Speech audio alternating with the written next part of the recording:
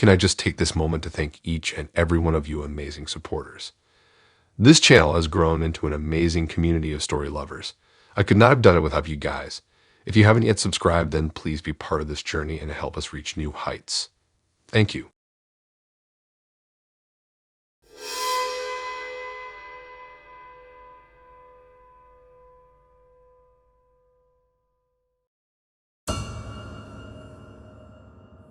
When I first matched with Toby on Tinder, his comfort talking about deep stuff made me feel like we had this amazing connection right off the bat. He was eager to progress things almost immediately into acting like my serious boyfriend after only a couple dates. At 25 and still terribly single, part of me enjoyed the whirlwind fairy tale treatment. But in hindsight, those were all red flags I ignored from the start, craving that rom-com happy ending regardless of any lurking bad vibes. After our third dinner out getting all cozy chatting for hours, Toby asked gently about past relationships. He seemed very concerned whether any old boyfriends still contacted me these days. Laughing it off, I explained my pitiful drop between meaningless flings. But weird tension flashed across Toby's face hearing I remained friends on Facebook with a few exes. He quickly apologized for prying though, so I brushed off his momentary oddness. Our whopping 4 whole weeks together by then felt effortless enough that I gave Toby a key to my apartment when he broached moving things intimacy-wise to that 24/7 level. Soon his toothbrush joined mine, and he began leaving changes of clothes in my hamper, gradually marking his subtle territorial shifts onto my space. But that's also right when Toby's obsessiveness began feeling less intimate and more ominous. My casual solo plans with longtime girlfriends elicited pouting guilt trips, often derailing my nights out, and gaps between his constant check-in texts drew sullen accusations about what male company I must be entertaining elsewhere behind his back. One weekend, a huge work deadline had me begging for just 48 uninterrupted hours to focus. Toby begrudgingly agreed to give me space with the solemn devastation of a war bride sending her soldier off indefinitely. Still, I sighed relief sinking into my writing cocoon at last, until mere hours of blissful silence later when incessant pounding on my front door jolted me alert again. There stood Toby clutching wilted convenience store flowers and a soggy greeting card covered in splotchy blue ink stains. He penned me an epic 3-page apology letter for being so cruel as to abandon him for my selfish career interests. The guy had clearly spent the entire day just spiraling WebSocket and working himself up into this sobbing wreck on my welcome mat. Too drained to walk him through compassion lessons on trust and boundaries, I simply sighed and let Toby inside before triple locking the world safely out again. Over peppermint tea, I softened my tone to explain more clearly that his level of neediness felt truly suffocating at times. How could we nurture healthy love if my autonomy remained squelched? Toby listened solemnly, head hung low in dramatic shame. He agreed to start counseling for his obvious attachment issues rooted in childhood blah blah blah. Of course, I sympathized deeply, even getting excited to support his therapeutic journey towards security and stability. But that shiny remorse wore off fast once life's stresses inevitably distracted me from babysitting his vulnerabilities again soon after. Like when my grandfather died unexpectedly just a month later, sending me reeling into funeral planning and family chaos states away. Gone only a few days, I came home exhausted to find every inch of my apartment filled to the brim with flower arrangements.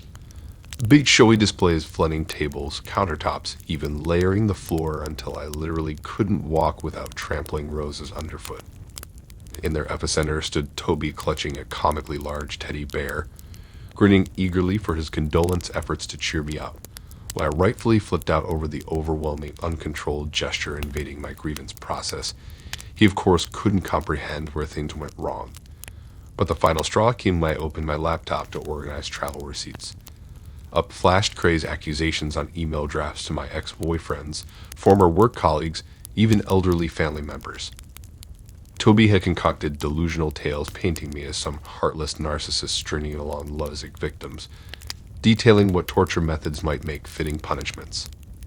Mortified at his dangerous spiral, I immediately called us quits for good and said I'd be contacting authorities. Well, that completely set off Mount Vesuvius. Toby erupted with such hideous venom, calling me every demeaning word ever invented before swearing I'd regret this cruelty for the rest of my hopefully short selfish life. His bilious temper tantrum built so violently I genuinely feared things might turn physically dangerous too.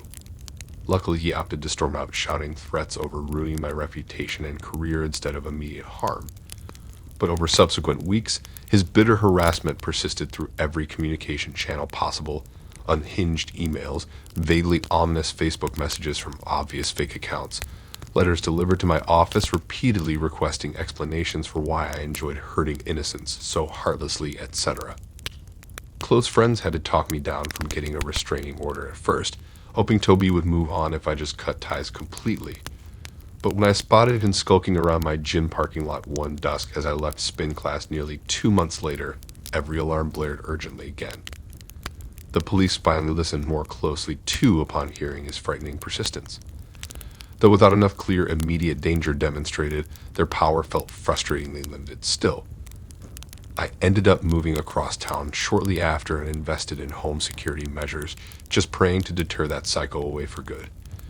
God only knows what other poor girl might fall under his love-struck chokehold next.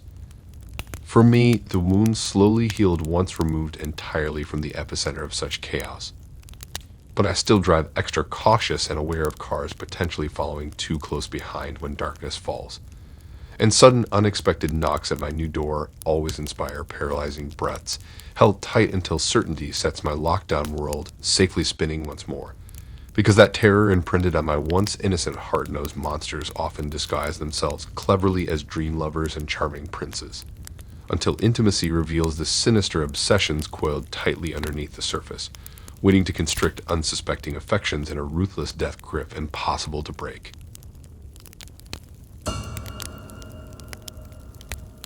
When I started dating Savannah, I tried keeping it chill like with any new fling.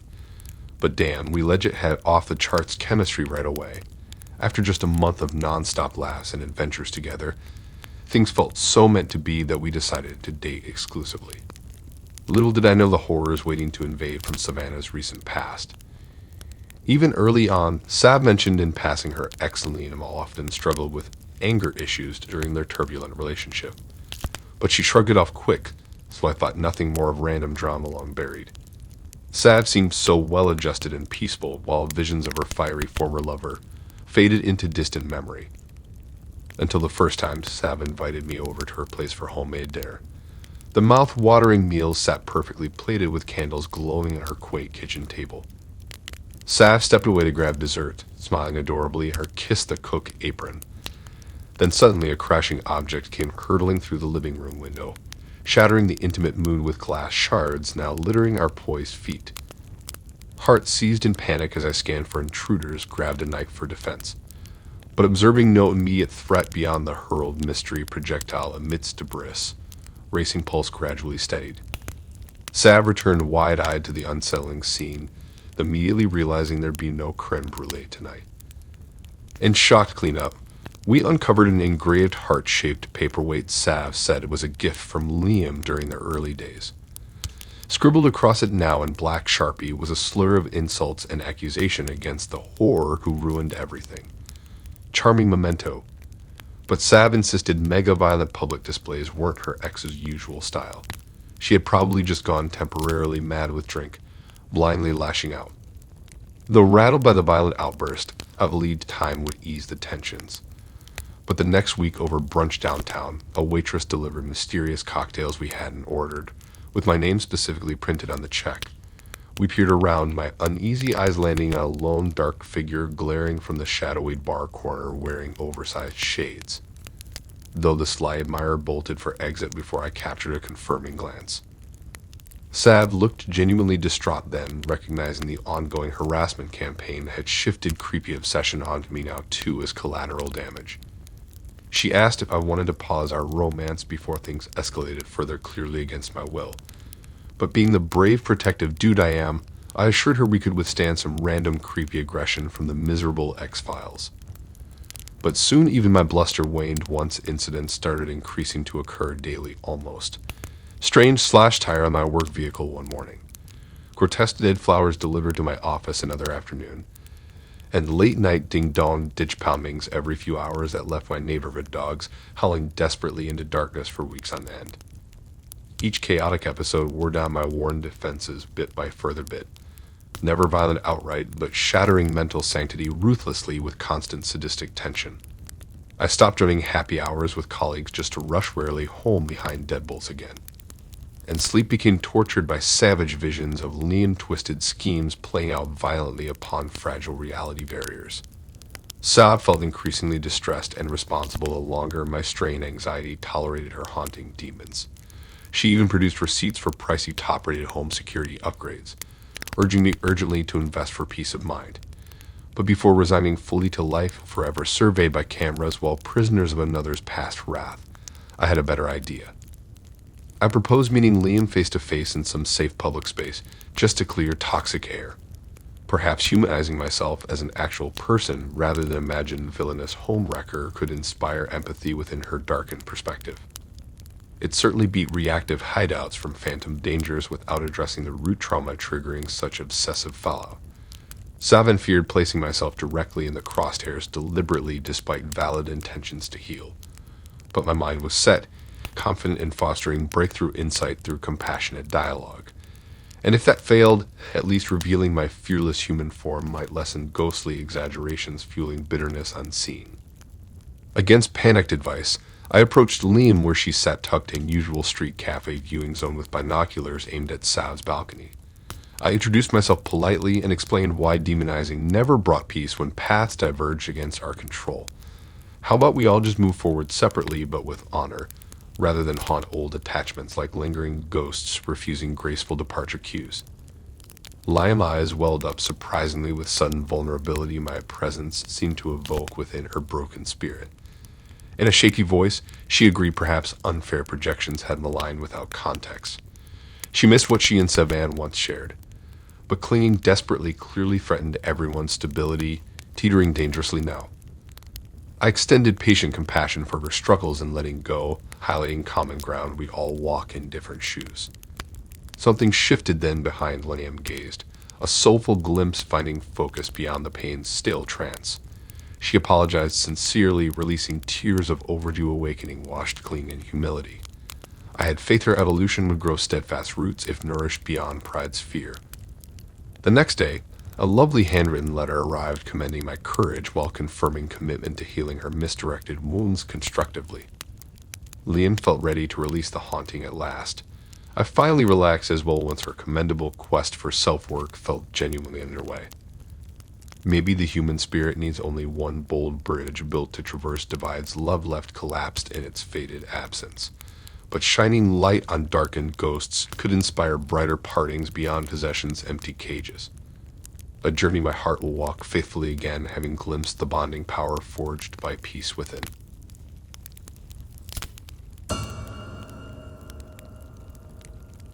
After endless dud of first dates, matching with Braden felt like finally striking gold. We bonded hard for weeks over Tinder chats about bands, hiking spots, embarrassing moments, all the good stuff. His photos showed a cute guy, all hipster woodsman with a beard, quirky glasses and beanie, snuggling puppies, posing goofily with baby goats at a petting zoo. Braden's down-to-earth humor and vulnerability just aligned perfectly with everything I sought personality-wise. Sparks were clearly firing up for on-screen romance to maybe go legit IRL. It did worry me slightly when, early on, I suggested meeting, but Braden always dodged with busy excuses. He preferred marathoning flirty banter online, promising to nail down hangouts very soon, babe.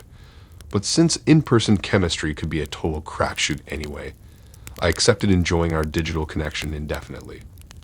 Until late one lonely Friday, Braden finally messaged inviting me to a swanky bar downtown. Thrilled to see if our crazy rapport extended beyond screens, I played it cool, confirming my Saturday night was blissfully wide open for him. Giddy excitement surged, imagining those big soulful puppy dog eyes staring into mine at long last. Maybe a solo seat at the corner of Zinfandel bar wouldn't be my destiny forever after all. I picked a slinky black dress to showcase date night effort, straightened my hair flawlessly sleek. But pulling up to the loud, bustling venue, stomach flutters morphed into panicky doubts. Would meeting ruin the quirky magic we'd nurtured in text threads unfiltered by real-world impressions? Too late for cold feet now, I guessed. I scanned the lively room anxiously until a silhouette caught the corner of my vision, waving eagerly with a toothy grin. My searching eyes instinctively smiled back, awaiting the revealing, then instantly furrowed, bewildered. This was definitely Note, my bearded animal-loving goofball, braiding and grinning expectantly before me. Where were those thick-framed glasses and hipster flannels? This preppy Ken doll in pastel polo and overgelled hair wasn't even my preferred type. Before I could process whether awkward wires just got majorly crossed here, the beaming stranger bounded up and wrapped me in an intimate embrace way overstepping for strangers. I stood stiffly until he released me, then staggered back, warily demanding who he was and why he'd hijacked my date so presumptuously. Unfazed by my outburst, the confidence-oozing hunk just chuckled, saying, "Silly mistaken identity mix-ups happen, but we should make the most of fate throwing us together for the glorious night ahead regardless." With lecherous grin never wavering, he urged me to relax and get distracted from my own self-absorption. His odd choice of insults raised defensive fury fast. I informed Captain Narcissist plainly that I had zero interest spending another second with his smarmy ambushing self. And furthermore planned to report this creepy stump to Tinder admins promptly to save other women such unsettling encounters. But as I turned sharply to march off proudly, a vice-like claw suddenly snatched at my waist, spinning me back around and pulling my startled form close to his heaving body. Through clenched teeth, the formerly charming gentleman derided me as an ungrateful, dramatic bitch undeserving of gentlemanly affection he so selflessly offered. Panic flooded my senses at the unveiled aggression as I struggled futility to wriggle free from iron grasp. Bystanders lingering nearby averted gazes awkwardly, no good Samaritans emerging to halt the forceful public spectacle. My pulse pounded louder against his clenching fingers by the second, frantically fight or flight survival alarms deafening rational thoughts. Just as despair threatened to overwhelm my flailing protests, a bold security guard approached calmly, but sternly ordering my unhinged suitor to release me promptly lest authorities get involved for disturbance charges. The subtle warning snapped my sweaty assailant from his power-trip gaze to assess self-preservation threats wisely. With an eerie chuckle, he loosened claws slowly as if deciding I was not worth added scrutiny tonight. Once freed, I burst out the exit without glancing back lest panic drop me to my knees. Reaching open night air, relief washed over, until remembering suddenly I never entered Braden's number earlier without verifying his identity through the app itself, which clearly proved fraudulent altogether. No way to report or ID my imposter now. Rushing home in cascading paranoia, I knew Braden remained floating somewhere still in cyber reality, his charmingly harmless persona a simple facade shielding menacing intention. Who was the brooding puppet master working so intently to lure trusting admirers like me toward false intimacy doomed to unveil terrifying possession? My online doors slammed shut against further risks that very night as trembling hands deactivated accounts one by one. Faith in finding true connections fizzled in flames of profound disillusion. Perhaps some spirits thrive better solo, safe from the harrowing masks coupling invites. For once you dare glimpse darkness peering behind friendly eyes, thought kindred, no turning back remains from realities we cannot unsee yet desperately crave to. Thanks for listening in. If you like these stories and want to hear more, then please subscribe and like and support this new channel. We have more stories for you to listen to.